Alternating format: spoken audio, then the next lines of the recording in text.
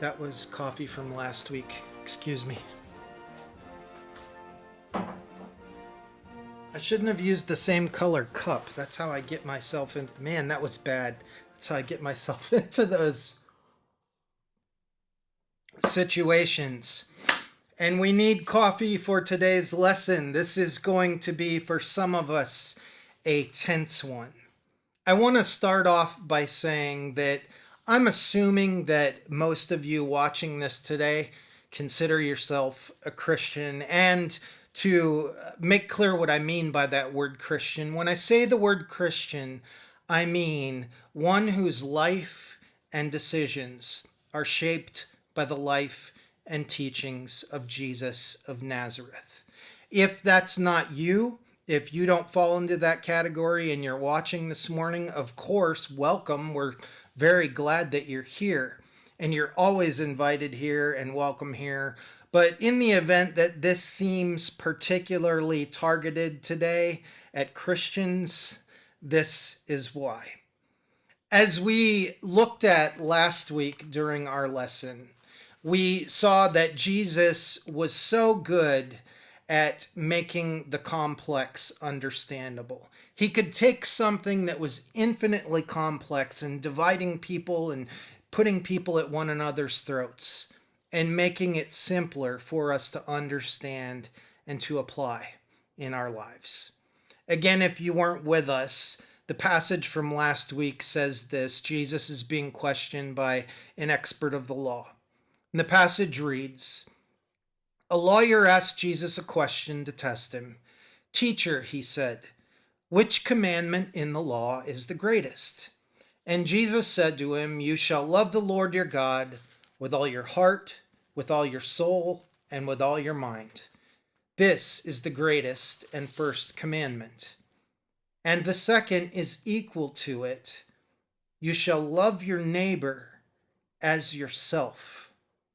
On these two commandments hang all the law and the prophets.'" If there is any core to the teachings of Jesus, this is it right here. To love God and to love our neighbors as we love ourselves. Now, if you haven't voted yet, or you're on the fence about who to vote for, or whether you're considering whether you should vote at all or not, it's my hope that our lesson for today will help cut through some of the fog you're navigating, because there is a lot of fog this particular election cycle for sure. A piece by Marc Fisher in the Washington Post, I think, sums up perfectly how many of us are feeling this particular election cycle. He says this: "1 week before Americans choose their path forward, the quadrennial crossroads reeks of despair. In almost every generation, politicians pose certain elections as the most important of their time. But the 2020 vote is taking place with the country at a historically dark time. Low on hope, running on spiritual empty, convinced that the wrong outcome will bring disaster. Historians say that in past bouts of insecurity and self-doubt, Americans often focused on foreign threats, the ideological battle with the Soviet Union during the Cold War, the worry about unrest in the Middle East after the terrorist attacks on September 11, 2001. The two sides have come to view each other not as opponents, but as deeply evil. And that's happening when trust in institutions has collapsed and each group is choosing not to live near each other. It seems there is no middle ground." Is that how you're feeling during this election cycle? Yeah, me too. I could go on and on this morning about why I'm voting, who I'm voting for, laced with my own subjective reasons for doing so. But this is more than just about my opinion. It's about dealing with objective reality. I could tell you in my own words why the two candidates, both who claim to be Christians, are or aren't Christians, further deepening our divides, or I could let you hear it in their own words this morning. And for the record, both candidates say that they're Christians, and I believe that. But I believe that there are more whole, more healing, more correct ways of living out the teachings of Jesus. And some of us are engaged in them and some of us aren't. And when I read the statements from our two candidates today, you might think that they seem to be saying the very same thing but in different ways. But I see a big difference in the two. President Trump was interviewed by Religion News Service about his faith recently, and these are some of his responses. If you want to read the entire article, it's on whitehouse.gov, and we've also posted the link in the description of this video. But here is what President Trump said about his faith. I grew up going to church with my family in New York City. My parents taught me the importance of faith and prayer from a young age. Though I was confirmed at a Presbyterian church as a child, I now consider myself to be a non-denominational Christian. Last year, I was proud to become the first United States president to host a meeting at the United Nations on protecting religious freedom around the world. In my speech, I reminded the world's leaders that our rights do not come from government, they come from God. And I explicitly called upon the nations of the world to end religious persecution. I followed that event with an executive order on advancing international religious freedom that solidified America's own commitment to this critical issue by naming it as a foreign policy priority of the United States and promising that we will respect and vigorously promote this freedom. My administration has protected religious freedom worldwide by increasing funding for programs that aid persecuted religious communities. As I said at the United Nations, America stands with believers in every country who ask only for the freedom to live according to the faith that is within their own hearts. And we will continue to do so for as long as I am president. When former Vice President Biden was asked about his religious views by the Christian Post, this is how he responded. And again, if you would like a link to the full article, we've posted it in the video's description. Former Vice President Biden said this: "These abiding principles, loving God and loving others, are at the very foundation of my faith. Throughout my career in public service, these values have kept me grounded in what matters most. As a husband and father and grandfather, they are the cornerstone upon which our family is built. Through the pain of losing my wife, my daughter, and my son, they've sustained me with eternal hope. My faith has been a source of immeasurable solace in times of grief and a daily inspiration to fight against the abuse of power in all its forms. My faith implores me to embrace a preferential option for the poor, and as president, I will do everything in my power to fight poverty and build a future that moves us closer to our highest ideals. Not only that all women and men are created equal in the eyes of God, but that they are treated equally by their fellow man. We all matter in the eyes of God, and it will take all of us to achieve the healing America so desperately needs, to follow God's greatest commandment, and to love each other fully. Together, we can win back the battle for the soul of our nation, navigate the multiple crises we face, ending this pandemic, driving our economic recovery, confronting systemic racism, address the scourge of poverty, pursue immigration and refugee policies that uphold the dignity of all, and do everything in our power to ensure that all God's children have the hope and future they so rightfully deserve. Now, as I said at the beginning, we are Christians. We are those who live lives and make decisions that are shaped by the life and teachings of Jesus of Nazareth. And in reading through those statements from those two candidates, something stands out to me, and stands out big. One of the candidates quotes the words of Jesus, the founder of Christianity. The other does not. One speaks about how the words of Jesus shapes their choices both as a person and as a politician. The other cites the instruction given to them by a religious institution and then highlights their accomplishments in another institution. And this says volumes to me, not just as a pastor, but as a pedestrian who calls themselves a Christian. When someone has shaped your life, you know what they say. You quote them. In fact, you can't help but quoting them.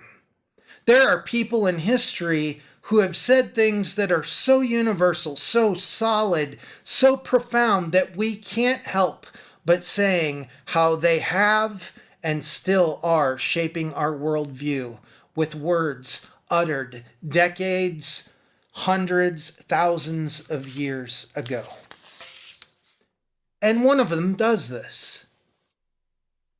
The other does not. And then there are the many, many issues. More specifically, the wedge issues, the hot button topics that get us to take sides so easily.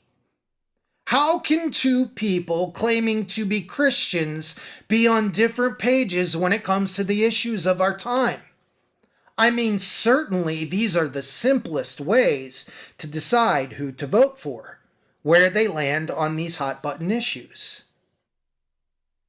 But are these issues really that simple?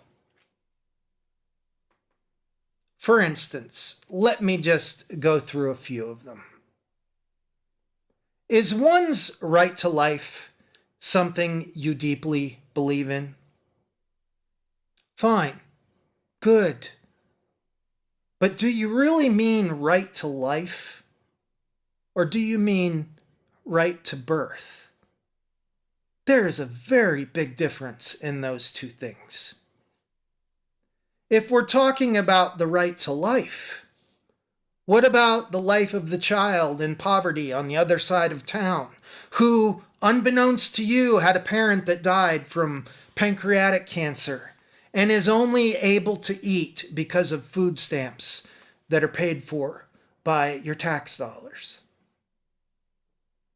If we're talking about the right to life, what about the life of the kid in a cage whose parents are missing because they were separated at the border?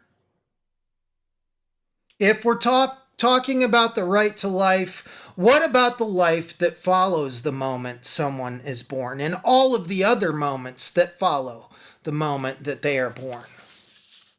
What about all of the other lives involved in that life? The parents, the siblings, the aunts, the uncles, the cousins. What about the life of the mother of three getting ready to give birth to a fourth child, who is told that she has just a few minutes to ponder a very difficult decision, and that no matter how she chooses, the results are going to be devastating and earth-shattering?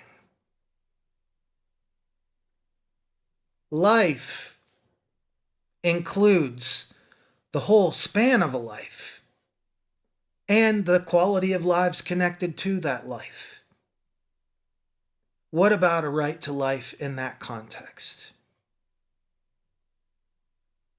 Are you pro-life, or are you just pro-birth? Are you open to the ideas that it's not as simple as a one-line slogan? How about taxes? That's one that really gets us revved up every election cycle. Do you think your taxes are too high? So are mine. But are you seriously telling me that if taxes were abolished tomorrow, that you'd freely give an amount equal to what you were taxed to charity? Really? I mean, you wouldn't keep just a little more for yourself? After all, you've worked hard. You're the one that deserves it. Someone else doesn't deserve it. Strangely enough, a Republican by the name of Oliver Wendell Holmes said, "Taxes are the price we pay to live in a civilized society." So, if taxes were abolished, would you do what Jesus said with your money? Would you use it for caring for the poor? Caring for those that are without? Or would you do something else with it? So be low tax, if that's your standpoint. But are you generous with your money? Do you use your money to care for others in addition to yourself? Or finally, one that touches all of us, and this might be the biggest one. What about your health care? What about my health care? I pay a lot for my health care, and to be honest, my health care isn't that great. Would it shock you to know that the inflation of your insurance premiums and the amounts that hospitals have to absorb for treating people without insurance are almost the exact same amount of money? Did you know that a bulk of your insurance premiums go toward not health care, not treatment, but administrative costs? Oh, and a hypothetical. What if your neighbor has something deadly and contagious, but they can't afford to call for an ambulance because they don't have health insurance? Or maybe they do have health insurance and their deductible is really high. Would you then, with that deadly, contagious disease that your neighbor has, offer to drive them to the hospital? None of these issues, even the more debated ones, are in the least bit simple. Why? Because it's not just about how these issues impact you. It's about how they impact everybody. That's why our country is called the United States and not the divided states. The issues are about other people besides yourself. We are one nation under God. And there are more to the issues than sound bites and tweets and McNuggets. We owe it to ourselves and to the world to see the whole picture and how all of the pieces impact one another. This is not checkers. This is chess. This isn't simple addition and subtraction. This is fractal geometry. And Jesus says that when everything gets so infinitely complex, the very best way to navigate all of the questioning, all of the debate, is to get behind anything and anyone that encourages us to love God and to love our neighbors as we love ourselves. And that's all that I am asking you to consider today if you haven't made up your mind yet. There is no perfect politician, but who gets closest to that Jesus said? If you are a Christian and Jesus says that's what matters most, then certainly we ought to cast our vote for the politician that gets closest to that. Which politician is being shaped by that beautiful ideology, if you will?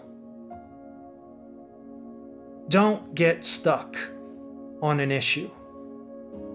Don't zoom in on a pixel. It's a big world, and now more than ever, we need leaders who will lead all of us and be committed to all of us with all of our complexity. And most of all, we need leaders who, if they err, will err on the side of love.